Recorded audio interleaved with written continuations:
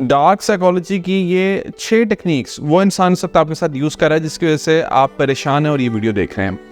वो इंसान आपको छोड़कर भी जाता है, फिर वापस भी आता है। वो इंसान आप पर बहुत से ब्लेम्स भी करता है। वो इंसान आपके माइंड के साथ भी खेल रहा है और आपको समझ नहीं आ रही कि आपने डील कैसे करना है। ज़रा समझ लीजिए कि वो कौन कौन सी टेक्निक्स इस वक्त आपके साथ अप्लाई कर रहा है।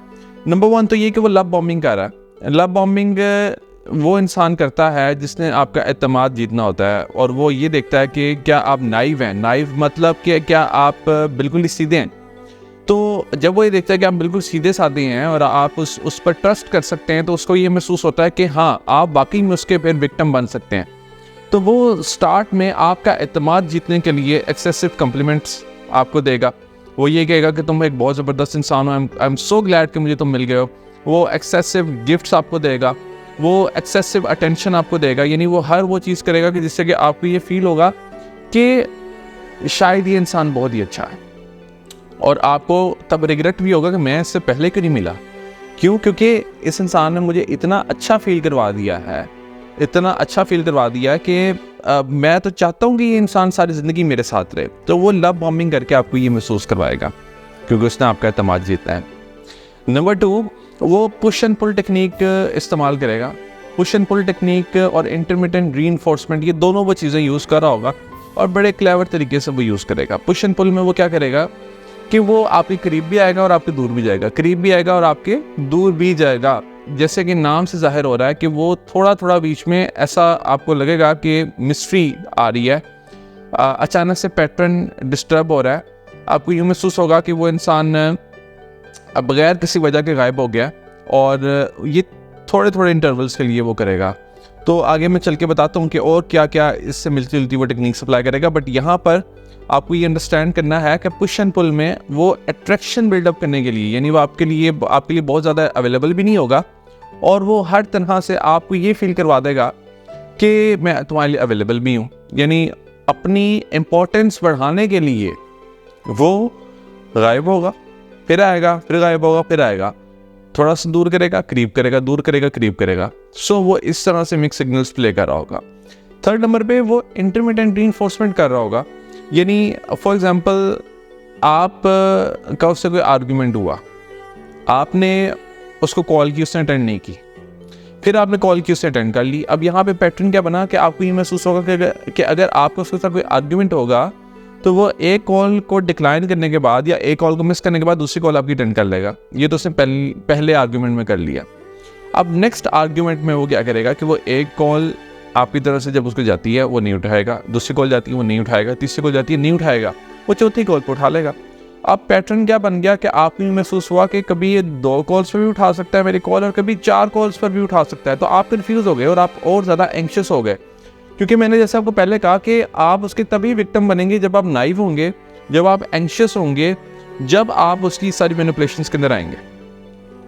उसने इंटरमिटेंट रीइंफोर्समेंट कर दी, यानी उसने आपको डिफरेंट इंटरवल्स के बाद आपको अटेंशन देना स्टार्ट कर दी। तो अब आपको यूँ महसूस होगा कि जब भी आर्गुमेंट होगा आप एक्सेसिवली उसको कॉल मैसेज करना स्टार्ट कर देंगे, एक्सेसिवली। क्यों? क्योंकि आपको पता होगा, आपके बैक ऑफ द माइंड ये चल रहा होगा कि वो किसी भी कॉल पर उठा सकता है और किसी भी कॉल पर ये मसला हल हो सकता है। और आपके माइंड में भी यही चल रहा होगा कि मैंने बस इस मसले को सॉल्व करना है, क्योंकि उसने आपके माइंड को हाईजैक किया हुआ काइंड ऑफ।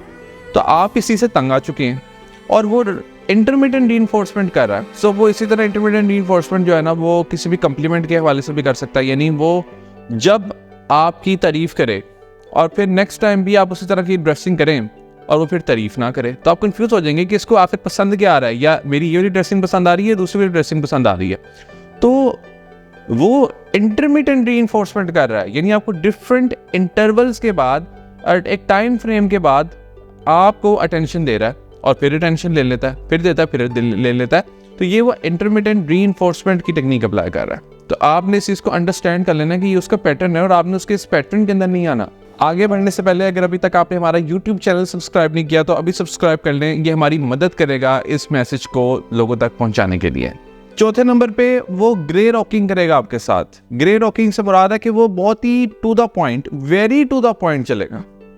वो ठीक है, ओके, बिल्कुल जो बात आपने पूछी है बस उसी का जवाब दे रहा है, और वो भी बहुत टू द पॉइंट दे रहा है। ये वो ग्रे रॉकिंग करेगा आपके साथ। और फिर 5वें नंबर पे वो स्टोन वॉलिंग करेगा। स्टोन वॉलिंग से मुराद है कि वो अटेंशन अपनी विड्रॉ कर लेगा, वो साइलेंट ट्रीटमेंट देना स्टार्ट कर देगा आपको। साइलेंट ट्रीटमेंट मतलब कि बिल्कुल ही गायब हो जाएगा, और अगर थोड़ा सा भी कोई आर्ग्यूमेंट हुआ है तो वो बिल्कुल ही पीछे हट जाएगा, बिल्कुल ही पीछे। और आप के साथ वो ऐसा टॉर्चर होगा जो कि आपने पहले कभी एक्सपीरियंस नहीं किया होगा, क्योंकि आपको आपके बैक ऑफ द माइंड आपको ये चल रहा है कि मैं इससे बात करके मसला हल तो कर सकते हो, इतनी कोई बड़ी बात भी नहीं थी, तो बातचीत करके मसला हल करना चाहिए ना। आपके माइंड में यही चल रहा होगा, और बिल्कुल ठीक बात है कि बातचीत करके मसला हल कर देना चाहिए। अब वो स्टोन वॉलिंग कर रहा है। स्टोन वॉलिंग बगैर किसी रीज़न के, बगैर किसी लॉजिक के, वो आपको पनिश करने के लिए स्टोन वॉलिंग कर रहा है। ये उसके पीछे उसकी नीयत है कि वो हर तरह से आपको टॉर्चर करना चाह रहा है। और 6ठे नंबर पे वो होवरिंग करता है। होवरिंग से मुराद है कि वो आपको फिर अपने पास खींचता है। जब वो ये देखते हैं कि आप उससे दूर जाना चाह रहे हैं, आप तंग आ गए हैं उसके इस पैटर्न से, आपने उसकी मैनिपुलेशंस को अंडरस्टैंड कर लिया, आप दूर जाना चाह रहे हैं, वो दोबारा आपको खींचने की कोशिश करेगा, दोबारा से वो लव बॉम्बिंग करेगा, दोबारा से वो आपके करीब आएगा, और दोबारा से वो आपका ट्रस्ट जीतने की कोशिश करेगा, और फिर आप उस पर ट्रस्ट कर लेंगे, क्योंकि वो मैनिपुलेटर है। वो जानता है कि कैसे आपको दोबारा से ट्रस्ट गेन करना है, और फिर दोबारा आप उसकी बातों में आ जाएंगे। आपको यूँ महसूस होगा कि शायद ये इंसान अब चेंज हो गया है, इसको रियलाइजेशन हो गई है, ये अब मेरे साथ ऐसा नहीं करेगा। आप फिर उसकी बातों में आ जाएंगे, और फिर अगेन आप उसी साइकिल में इन्वॉल्व होते चले जाएंगे। फिर वो एक विशियस साइकिल है जो कि चलता चला जाएगा। तो ये मैनिपुलेशन को जब आप अंडरस्टैंड कर लेते हैं, आपको जब पता चल जाता है कि ये सारे जो पैटर्न हैं ये उसके अनहेल्दी पैटर्न हैं, and it's not related to you, ये उसके इश्यूज़ हैं, ये उसकी टेक्निक्स हैं, वो इस तरह से आपको मैनिपुलेट कर रहा है। जब आप इस चीज़ को अंडरस्टैंड कर लेते हैं, फिर नंबर 1 तो आप उस पर ट्रस्ट नहीं करते बहुत ईजिली, एंड नंबर 2 आप अपने आप को इससे डिटैच कर लेते हैं, यानी आप अपने आप को ब्लेम नहीं करते। फिर आप ये नहीं सोचते कि शायद आपके अंदर कोई मसला है जिसकी वजह से वो इंसान आपके साथ ऐसा कर रहा है। आप क्लियरली आइडेंटिफाई कर लेते हैं कि ये उसका मसला है, और वो आपको आप पर कंट्रोल हासिल करने की कोशिश कर रहा है। और याद रखिए कि जब आप उनके इन तमाम पैटर्न्स को अंडरस्टैंड कर लेते हैं तो तब उनकी पावर ख़त्म हो जाती है, जब आपको ये सारे पैटर्न उनके समझ आ जाते हैं। क्यों? क्योंकि फिर आप बॉदर नहीं हो रहे होते, फिर आप उनको वो अटेंशन नहीं दे रहे होते जो अटेंशन दूसरे इंसान को चाहिए आपसे। वो ये सारी मैनिपुलेशन करके आपका रिएक्शन देखना चाहता है। तो जब आप उसको रिएक्शन ही नहीं दे रहे हैं तो क्या होगा?